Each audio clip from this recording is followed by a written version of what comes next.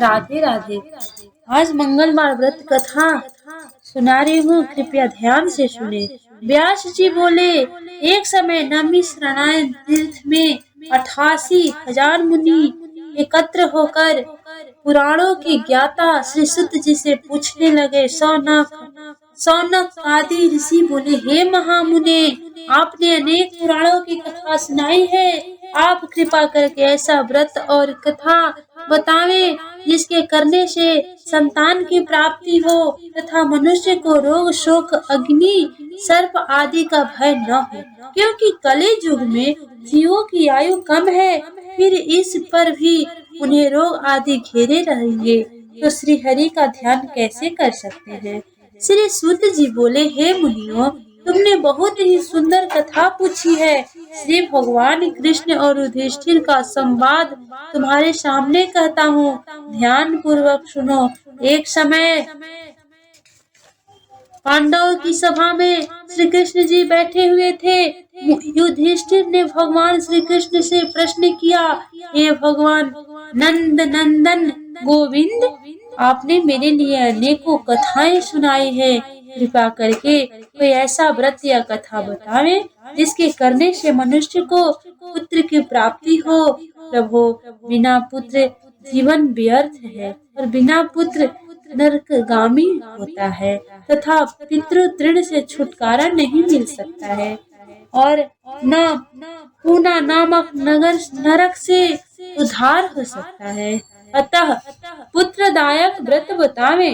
श्री कृष्ण भगवान बोले, हे राजन, मैं एक प्राचीन इतिहास सुनाता हूँ, ध्यान देकर सुनो। कुंडनपुर नामक एक नगर था, उसमें नंदा नामक एक ब्राह्मण रहता था।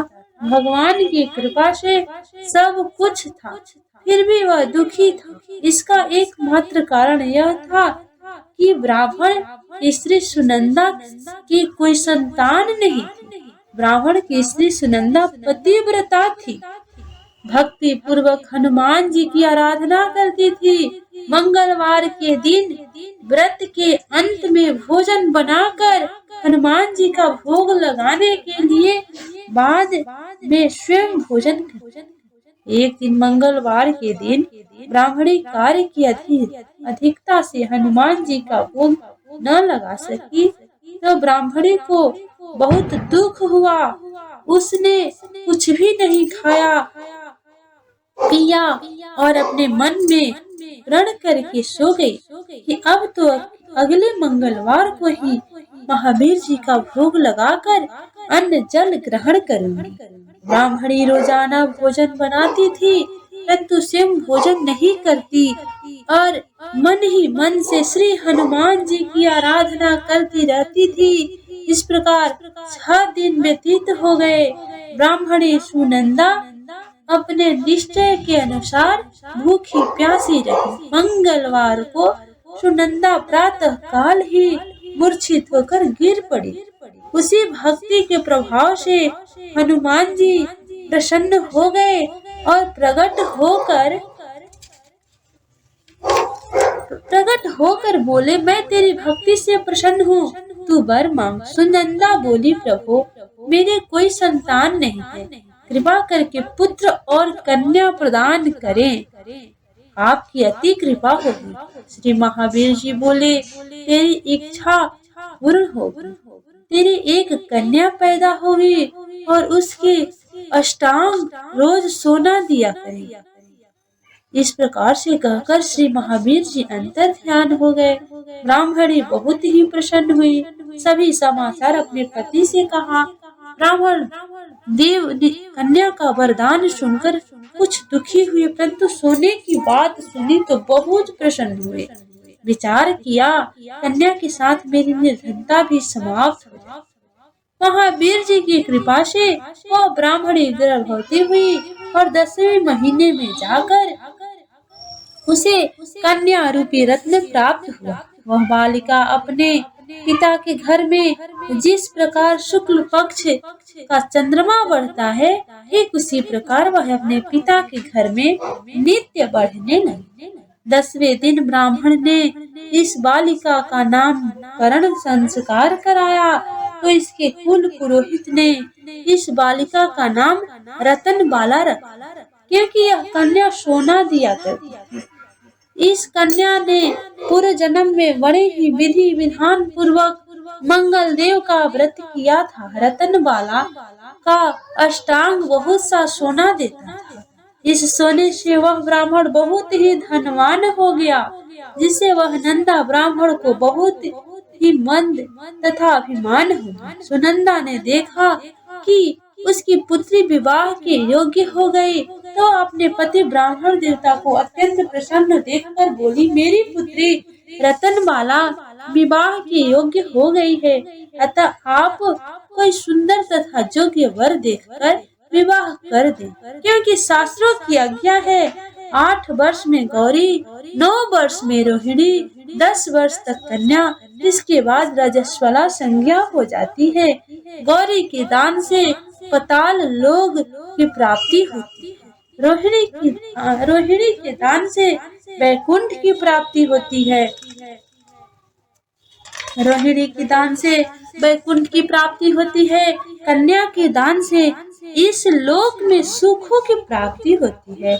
अगर हे पति देव रजस्वला का दान किया जाता है तो रौ नरक की प्राप्ति होती है। ब्राह्मण बोला, अभी तो रतनवाली 10 ही वर्ष की है, और देख मैंने तो 16 साल की कन्याओं के विवाह कराए हैं, अभी जल्दी ही क्या है। ब्राह्मणी बोली, आपको तो लोभ अधिक हो गया है। अगर 11वें वर्ष में विवाह नहीं होता है तो उसके मासिक धर्म का रक्त पिता और भ्राता को पान कराना पड़ता है। शास्त्र में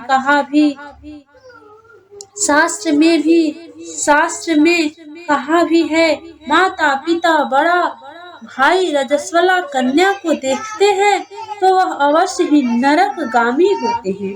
ब्राह्मण बोला, अच्छा कल मैं अवश्य ही लड़का देखने के लिए जाऊंगा और दूत को भेजूंगा। दूसरे दिन ब्राह्मण ने अपने दूत को बुलाया और आज्ञा दी कि जैसी मेरी सुंदर कन्या है वैसे ही सुंदर वर तलाश करना। दूत ने अपने स्वामी की आज्ञा पाकर बम्बई नगर में एक सुंदर ब्राह्मण के बालक को देखा। बालक देखने में सुंदर तथा ब्राह्मण के सभी गुण इस बालक में मौजूद थे। इस बालक का नाम सोमेश्वर था। दूत ने आकर स्वामी नंदा के लिए बालक को बतलाया।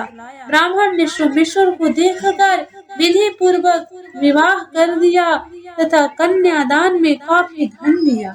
ब्राह्मण ने विधि पूर्वक कन्यादान कर अपने को बहुत भाग्यशाली माना। नंदा को महालोभ हो गया।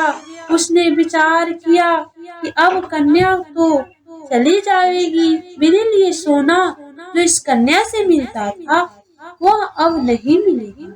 मेरे पास जो धन था इसकी शादी में खर्च हो गया, और जो कुछ भी है वह कुछ समय में नष्ट हो जाएगा। इससे इस कन्या का विवाह करके मैंने बहुत गलती की। अब मुझे वही उपाय करना चाहिए जिससे कन्या मेरे घर में बनी रहे। मुझे वही उपाय करना चाहिए जिससे कन्या मेरे ही घर में बनी रहे, अपनी ससुराल न जावे। ब्राह्मण इस पर विचार करते करते रात्रि भर सोया तक नहीं। उसने विचार किया, जब कन्या को लेकर सोमेश्वर अपने घर के लिए जावेगा तो वह छिप कर मार्ग में उसका वध कर देगा और अपनी कन्या रतनबाला को अपने घर ले आएगा, जिससे उसके लिए नियमित रूप से सोना मिलता रहेगा और समाज का कोई मनुष्य उसे दोष नहीं दे सकेगा। प्रातः काल हुआ। नंदा और सुनंदा ने जमाई तथा लड़की को खूब धन देकर विदा किया। सोमेश्वर अपनी पत्नी रतनबाला को ससुराल से अपने घर लेकर चल दिया।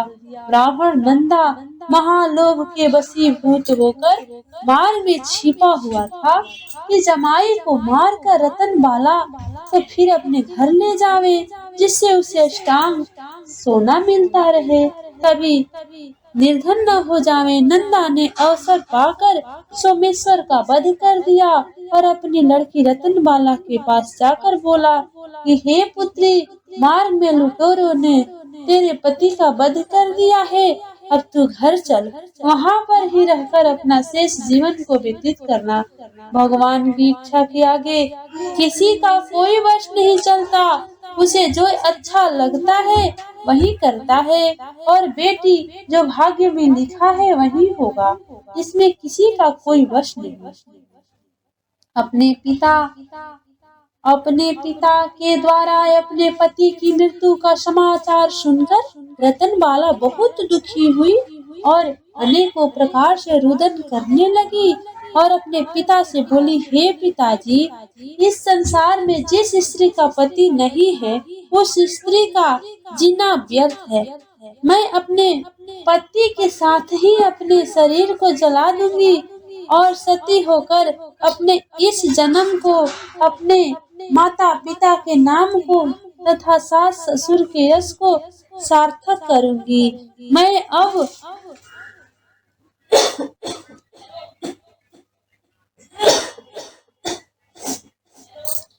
अब लौट कर घर नहीं जाऊंगी। अपनी कन्या रतनबाला के वाक्यों को सुनकर ब्राह्मण बहुत दुखी हुआ। विचार करने लगा, मैंने व्यर्थ इसका वध किया, क्योंकि रतनबाला इसके पीछे अपने प्राण तक देने को तैयार है। मेरे लिए ये धन अब प्राप्त होगा ही नहीं। मेरा तो दोनों तरफ से मरण हो गया।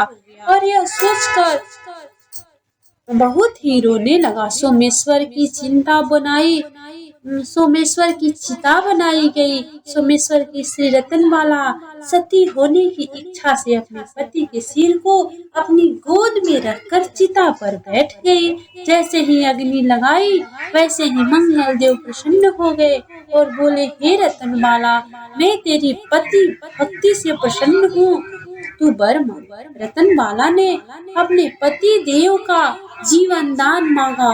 मंगल देव बोले, रतनबाला, तेरा पति अजर अमर महाविद्वान हो जाएगा और जो कुछ तेरी इच्छा हो वर मांग। रतनबाला बोली, हे ग्रहों के स्वामी, यदि आप मुझ पर प्रसन्न हैं तो मुझे यह वरदान दीजिए कि जो आपका मंगलवार के दिन प्रातः काल लाल पुष्प लाल चंदन से पूजन कर आपका स्मरण करे, उसको रोग और व्याधि आदि कभी न हो, उसका स्वजनों से कभी भी वियोग न हो और सर्प अग्नि तथा शत्रुओं का भय न रहे। जो स्त्री मंगलवार का व्रत करे वह कभी विधवा न हो, अनेक पुत्र और पौत्रों की प्राप्ति हो।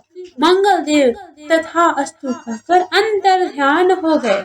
सोमेश्वर मंगल देव की कृपा से जीवित हो गया। रतनबाला अपने पति को प्राप्त कर बहुत ही प्रसन्न हुई और मंगलवार प्रत्येक मंगलवार को कर व्रतराज और मंगल देव की कृपा से इस लोक में नाना प्रकार की सुख भोग कर अंत में पति के साथ स्वर्ग लोक हो गई। प्रेम से बोलो श्री हनुमान जी की जय।